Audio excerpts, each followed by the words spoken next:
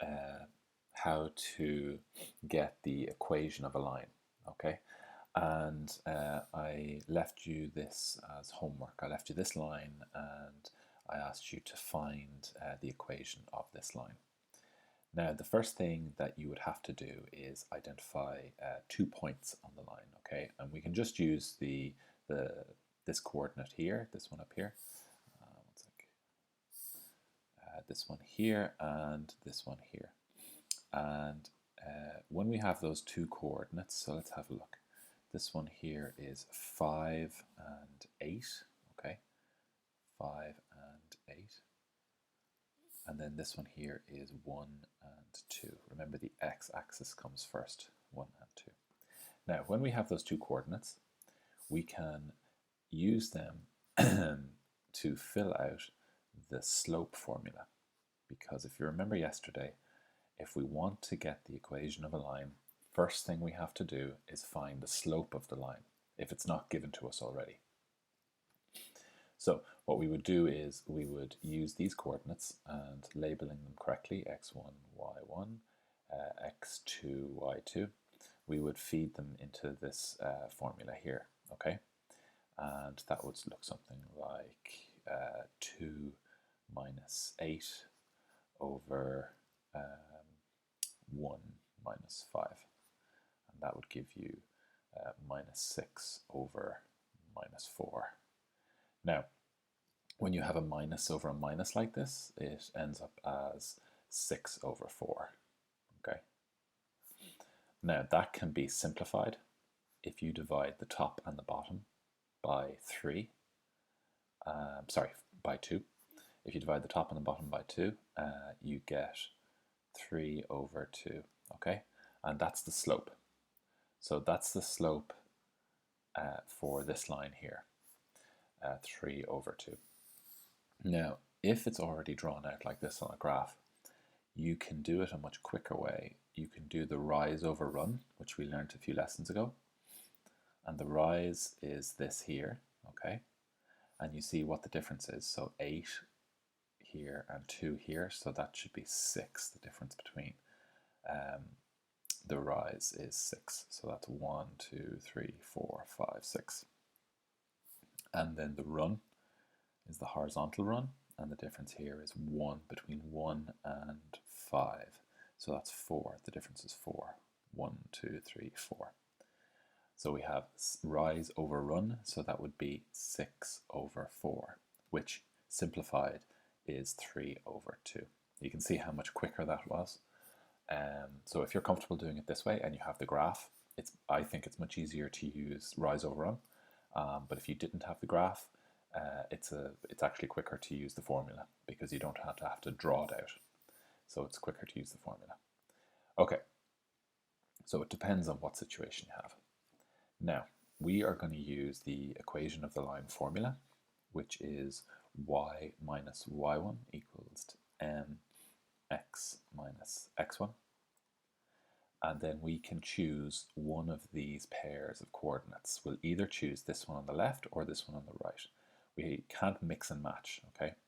So let's say if we're going to choose this one here on the left, okay? 5 and 8.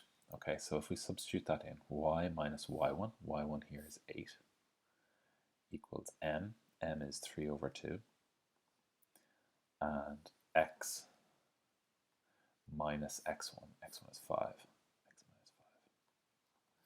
Okay, so let's deal with this fraction first, okay? So y minus 8 stays the same. Now remember, if you're multiplying something by a bracket or by things inside of a bracket, it gets multiplied by both terms inside of a bracket, okay? So what we can do is here, we can have, it would be 3x over 2 minus 3 over 2 multiplied by 5.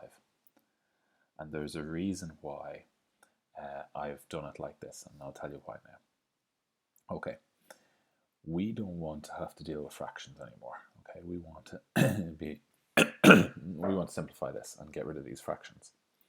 And we can do that by multiplying all the terms here by 2. So what would happen is you would multiply all the terms on the left by 2, so it would be 2, and then you put in brackets like this, and you'd be multiplying this by 2, and then you'd be multiplying this by 2. And then what happens is, on the right-hand side of the equation, this 2 and this 2, they cancel out, and this 2 and this 2 cancel out. So in the next line where the 2 here stays on this side, so it'd be 2 multiplied by y, so it'd be 2y, and then 2 multiplied by minus 8, so that'd be minus 16. Now, those 2 cancelled, that 2 and that 2, so you're just left with 3x. And this 2 and this 2 cancelled, so you just have to multiply what's left, which is the 3, the minus 3, by 5, so it's minus 15. Now, there's another way of doing that. I'm going to show it to you now. You can see here what I did was I multiplied this fraction by things inside of the brackets, and that's why I got this and this. What you can do is you can avoid that step, okay? And what you do is you don't multiply this by what's inside, and you just say, okay, 2 multiplied by y minus 8 equals 2 multiplied by 3 over 2, and then x minus 3, or x minus 5, sorry. And now that 2 and that 2 cancel. Again, just like over here, this 2 multiplied by this y is 2y, and then 2 multiplied by minus 8 is minus 16. Equals, now this 2 and this 2 cancelled, but this 3 is still here. So this 3 is going to be multiplied by this x, and then multiplied by that as well. So that's 3 is going to be multiplied by that and that. So you're left with 3x minus 15. So whichever method you prefer. I think probably this one is a bit clearer, but you end up getting the same answer. Now, let's tidy this up a bit, okay? Let's get all the terms on the left-hand side, which is called standard form, okay? So what I do is I'm going to bring the 3x over to the far side, so I need to minus 3x from both sides. And I want to get the minus 15 over the far side, so I'll plus 15 to both sides. Okay, so that cancels and that cancels, so on this side we're left with minus 3x plus 2y, and then minus 16 plus 15 is minus 1 equals 0. Now, if you wanted this figure here to be, if you wanted the 3x to be a positive number, you could, if you wanted, multiply all these terms by minus 1. So if you multiplied all these terms by minus 1, it would change the sign in front of each term. So it would be 3x minus 2y plus 1 equals 0. And in any exam, they will accept this or this as the answer. Okay? So that was the homework I gave you, okay? And it was the, now we've, in class we have done this with fractions, but you might have forgotten. So what I want to show you now is I want to show you another sum. If you'd like, you can pause it and start trying to have a go at this sum, and then come back to the video and I'll go through it and explain it. Okay, so this line here is a little bit different. So far, we've dealt with lines that have been going up from left to right, yeah? We've been dealing with lines that go up like this, or up like that. Any of those lines, they all go up. But this one here, this one's going down. So that means that my slope is going to be a minus number. Now, first thing we're going to do is slope, okay? Now, because this is on a diagram, I can actually do rise over run. Now, when you have a downward sloping line like this, yeah, when you have the line going down, the rise is a negative number because it's not going up, it's going down. So you can see, what's the difference here? 1 to minus 2. So that's minus 3, isn't it? In order to get 1 to become a minus 2, you have to minus 3. So this is minus 1, minus 2, minus 3. So it's minus 3 here. And then going across, the horizontal is from minus 7 to minus 1. So that would be plus 6. 1, 2, 3, 4, 5, 6. So our slope is, I'll just change the color back, minus 3 over 6. Okay. Now we can simplify that. We can divide top and bottom by 3.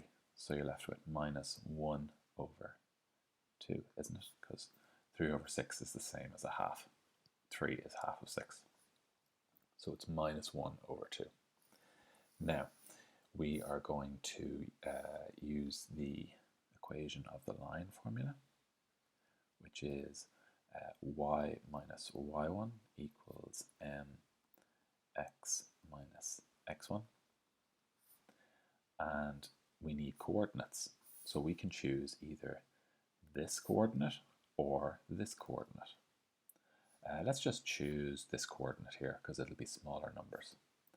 So on the x-axis, this is below minus 1, okay, minus 1, and it is level with minus 2 on the y-axis. Okay, so this would be x1 and this would be y1. All right, so let's fill out the formula. Y minus, now we're putting in a minus number, so it's y1, so we're putting in a minus 2, equals m, and I don't know why I didn't put in the slope there, but I'm going to do that now, equals m, and m is minus a half, we figured that out. All right, and then x minus, and x1 is minus 1.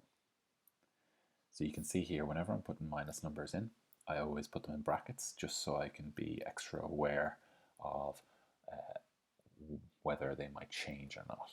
And you can see here, we're going to rewrite this now below. This minus, which comes from the formula, and this minus number here, that's going to cause that to become a y plus 2 equals minus a half multiplied by x, and this minus here comes from the formula, and this minus by this minus 1 will become a plus 1. All right, so we have to change this. If we don't change this, the rest of our sum will be carrying on mistakes. All right, now we have to deal with the fraction, this fraction here.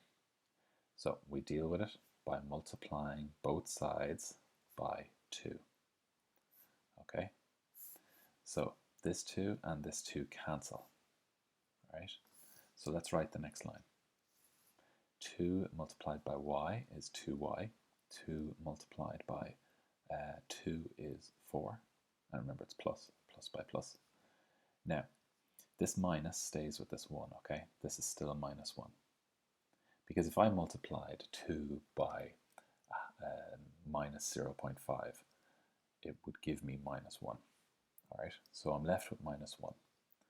And the minus 1 multiplied by x is minus 1x, which is the same as minus x. And minus 1 multiplied by plus 1 is minus 1. 1 by 1 is 1. And now I want to get everything on the left-hand side, so that's equal to 0. So I plus x to both sides, and I plus 1 to both sides. They cancel, so over here I'm left with x, it's just a plus x, x plus 2y, and then 4 plus 1 is 5, plus 5 equals nothing left on this side, equals 0. And that is our answer. So when you have a slope with a negative number and when you're dealing with negative numbers as the coordinates, you have to be a little bit more vigilant about signs and signs changing, okay, as you put the numbers into the formula. So what I want you to do now is I want you to do these two sums for homework, okay? And we'll go through them tomorrow. You can see here, this one here is sloping up from left to right. So this one will have a positive slope. And this one here is going down from left to right. So this one here is going to have a negative slope. And just those 2 lines for homework, and we'll go through it tomorrow. If you have any questions, please send me an email.